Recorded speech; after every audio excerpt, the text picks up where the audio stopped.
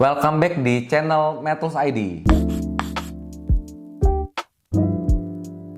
Halo rekan sejawat dan calon dokter. Jadi kali ini kita akan belajar terkait panduan OSCE mendapatkan informed consent, persetujuan tindakan medis. Tentu ini sangat penting sekali karena setiap kali kita tindakan ke pasien, tentu kita akan melakukan informed consent. Dasar dari informed consent itu merupakan prinsip otonomi pasien ya. Mungkin dulu kita belajar di semester 1 di mana pasien yang berkompeten berhak penuh membuat keputusan tentang tubuhnya. Di mana di Indonesia itu diatur dalam Permenkes nomor 290 Menkes per 3 2008. Nah, ini bukan sekedar formalitas, tetapi sebuah proses komunikasi dua arah karena kegagalan dalam proses ini dapat berakibat pada tuntutan malpraktek dan yang terpenting mengikis kepercayaan pasien kepada profesi kita. Untuk memastikan consent itu benar-benar inform, ada 7 elemen kunci yang wajib banget nih kita jelaskan dengan bahasa yang mudah dimengerti pasien. Singkatannya ini kita udah bikinin jembatan keledai, namanya DR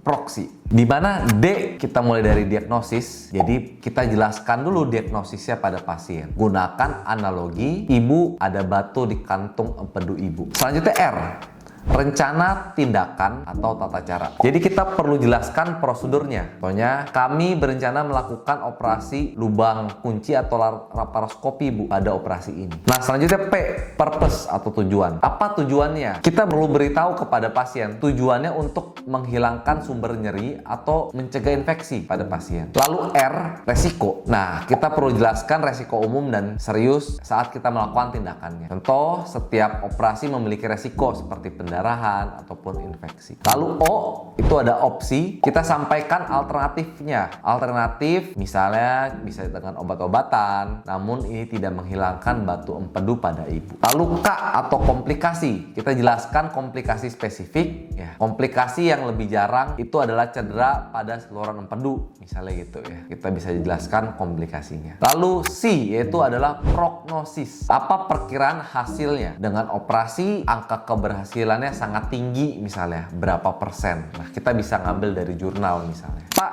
dari pemeriksaan kami temukan adanya radang usus buntu akut. Tindakan terbaik itu merupakan operasi pengangkatan usus buntunya, Pak. Karena ini sudah terjadi infeksi di sana.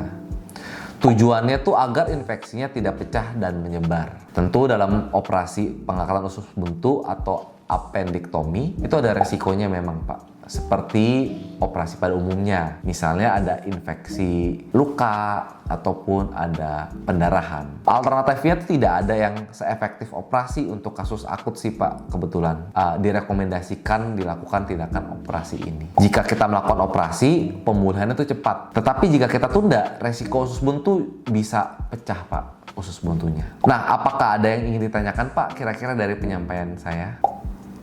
Nah, di sini kita perhatikan bagaimana dokter memberikan kesempatan bertanya karena ini adalah dialog, bukan monolog dari dokter ke pasien, tetapi harapannya ada feedback dari pasien. Nah, jadi ingat ya, ada 3 hal ini. Pertama, konsen. Konsen itu butuh proses. Nah, selanjutnya kita butuh dialog ya, bukan hanya sekedar untuk isi formulir aja. Dan yang ketiga, kita butuh gunakan bahasa awam. Jadi hindari jargon medis yang membingungkan. Seandainya pun kita mau memberikan jargon medis, contoh tadi misalnya appendektomi, ya kita harus jelaskan bahwa ini adalah proses pemotongan usus pada usus buntu. Jadi kita perlu memastikan pasien itu paham. Nah, nanti ada triknya nih. Misalnya kita mau memastikan apakah pasien ini benar-benar mengerti ya. Kita bisa gunakan teknik teach back. Contohnya seperti, coba Bapak ulangi apa yang akan kita lakukan Pak nanti di dalam operasi nanti. Dengan kita menggunakan teach back ini atau kita bertanya ulang, itu kita merekonfirmasi apakah benar-benar pasien itu mengerti apa yang kita sampaikan. Jadi dia tanda tangannya tuh benar-benar dengan sepenuh paham si pasien. Jadi kita mengurangi kemungkinan pasien itu hanya tangan paham tapi sebenarnya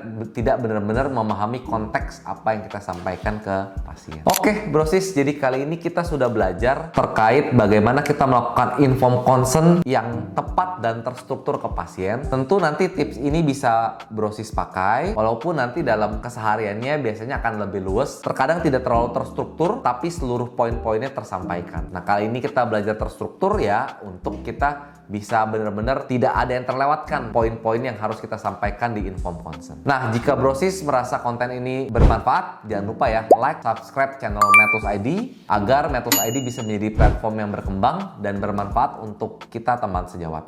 Dan sampai jumpa di video panduan OSCE berikutnya ya. Prepare dokter.